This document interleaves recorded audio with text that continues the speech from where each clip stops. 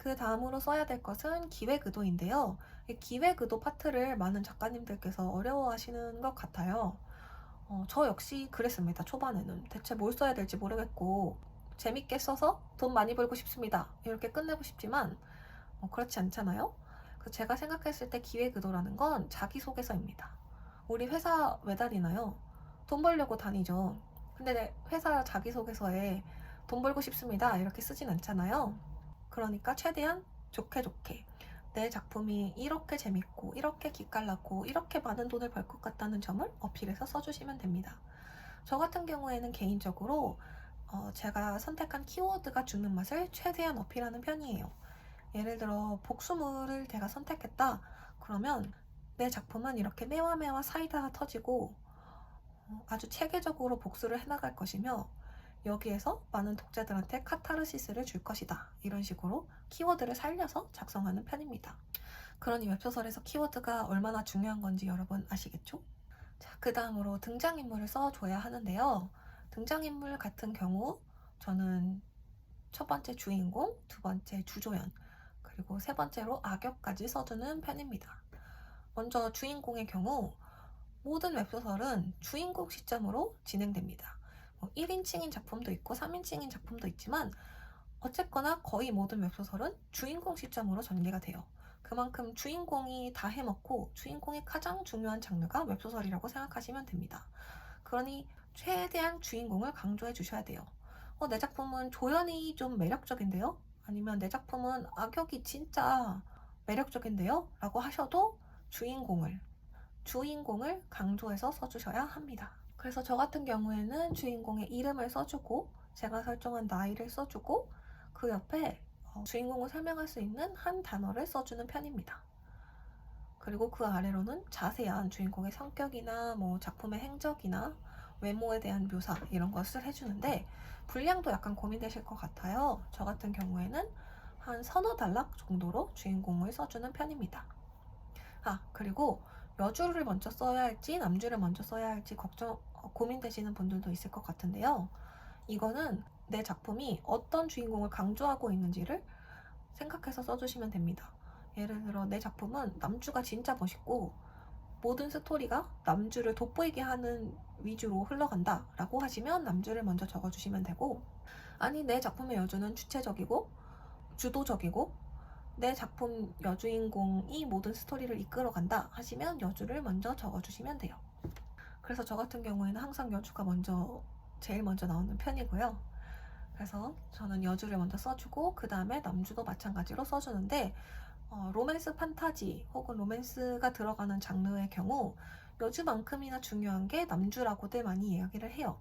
물론 이것도 요즘은 트렌드가 조금씩 바뀌어가는 것 같기는 합니다만 제가 생각했을 때 적어도 로맨스라는 단어를 달고 출간을 할 거면 남주도 꽤나 중요합니다. 그래서 저는 남주와 여주의 설명 분량을 대충 맞춰주는 편이에요. 그래서 남주도 대충 서너 단락 정도로 설명을 써줍니다. 그 다음으로 주조연을 써주는데요.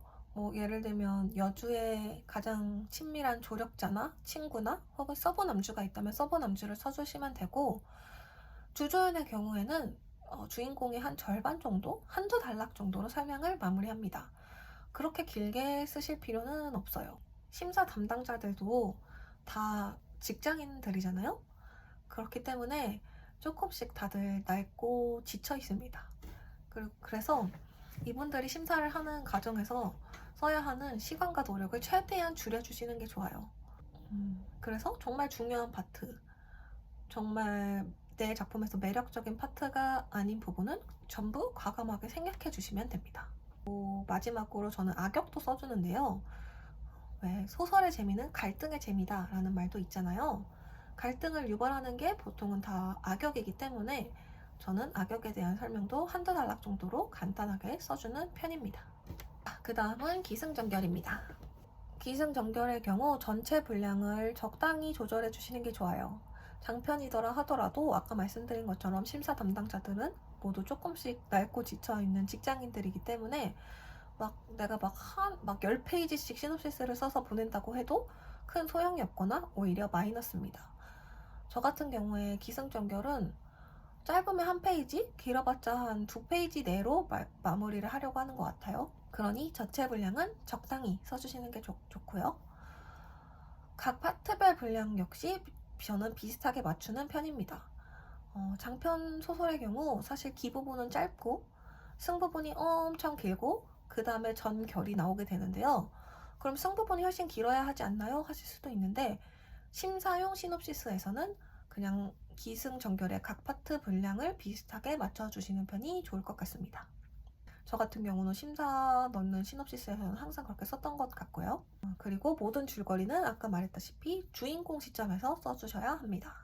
근데 이렇게 말하면 이렇게 별로 감이 안 오실 수도 있을 것 같아요. 그래서 제가 조악하게나마 한번 예시로 설명을 해볼까 해요. 예를 들어 신데렐라를 복수물로 바꿔서 이야기를 전개해 본다고 합시다. 그러면 이 파트에는 이제 신데렐라 이야기가 나와야겠죠? 신데렐라가 어려서 부모를 잃고 계모와 새언니 2명의 구박을 받으면서 살아갔어요. 그런데 어느 날 사실은 내 친엄마를 죽인 게 나의 계모고 그 사실을 들켰다는 걸 알게 된 계모가 신데렐라를 죽여버립니다. 그런데 어찌어찌 해서 신데렐라가 죽었다 다시 살아나서 회귀를 했어요. 그래서 신데렐라가 이제 나 더 이상 당하고만 살지 않겠어. 계모와 2 새언니들에게 복수할 거야 하고 다짐을 합니다. 다짐을 한 신데렐라는 여기서 끊어주셔도 되고요. 만약 내 작품에 남주가 있다면 저는 기 부분에서 남주까지 넣어주시는 걸 추천합니다. 남주가 초반부에 나오는 게 좋거든요. 그래서 예를 들면 신데렐라가 지금은 힘이 없으니까 힘을 기르기 위해 북부대공의 집으로 찾아갑니다. 그래서 북부대공에게 계약약혼을 제안해요. 그래서 북부대공과 계약약혼을 통해 앞으로 계모와 새언니들에게 복수를 다짐한다까지 귀에서 끊어주시면 좋을 것 같습니다. 그러면 주인공이 어떤 배경을 갖고 있는지, 어떤 사람인지, 그리고 어떤 목적의식을 갖고 어떤 목표를 이루어 나가실 건지가 귀에 다 담기겠죠? 그러면 이제 승부분에는 신데렐라가 북부대공과 어떻게 서로 계약약혼을 하면서 얽히면서 사랑에 빠져가는지, 그리고 그 과정에서 계모와 2 새언니에게 어떻게 차근차근 복수를 해나가는지 이 부분을 간략하게 적어주시면 돼요. 핵심은 간략하게입니다. 신데렐라가 막 구구절절 어떤 사람을 만나서 어떤 아이템을 얻어서 어떤 방법으로 구구절절 다 쓰실 필요 없고 간단하게 스토리가 이런 식으로 흘러갈 거다 라는 식으로 이야기를 해주시면 되고, 여기서 미세한 팁을 드리면 이 승 부분에서 한 번 더 키워드의 맛을 살려보시는 것도 좋습니다. 예시 작품의 경우 복수물이라고 하면 그 복수물에서 독자들이나 플랫폼이 기대하는 바가 정해져 있잖아요. 매화 터지는 사이다, 이런 것을 강조하면서 승 부분을 적어주시면 좋습니다. 그 다음은 전 부분인데요.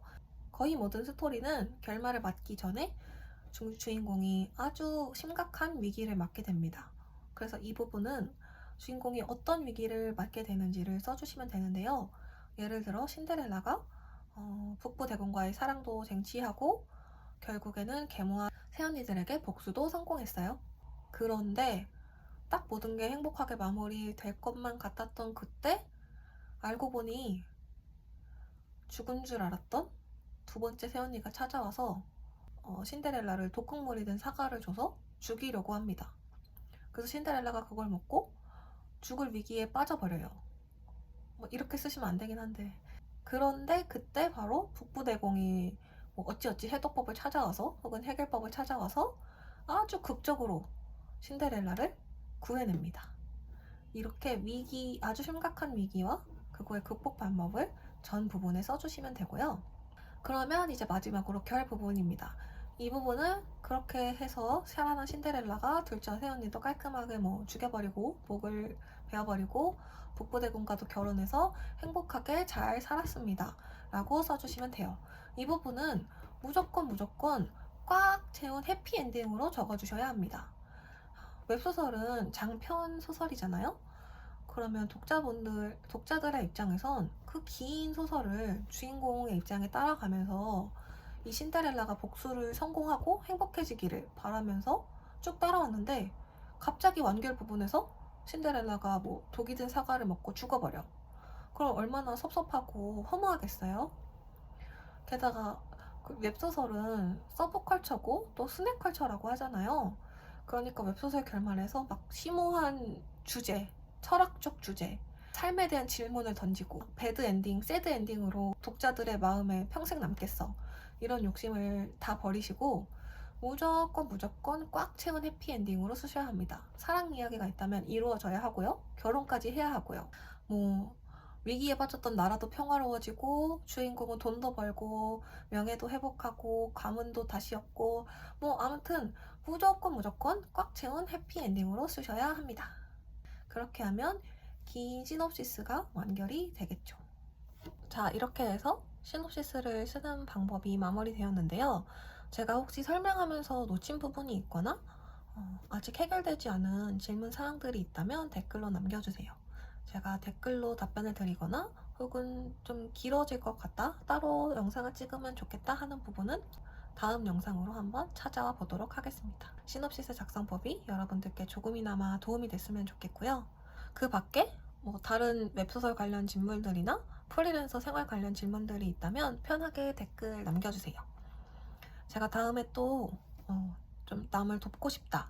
그리고 그래서 저도 조금 행복해지고 싶다 하는 마음이 생기면 거기에 대해서도 영상을 만들어 보도록 하겠습니다. 그럼 여러분, 이건 정말 진심으로 하는 말인데 여러분들 모두 행복하셨으면 좋겠어요. 그러면 저는 이만 물러가도록 하겠습니다. 안녕. 안녕히 계세요.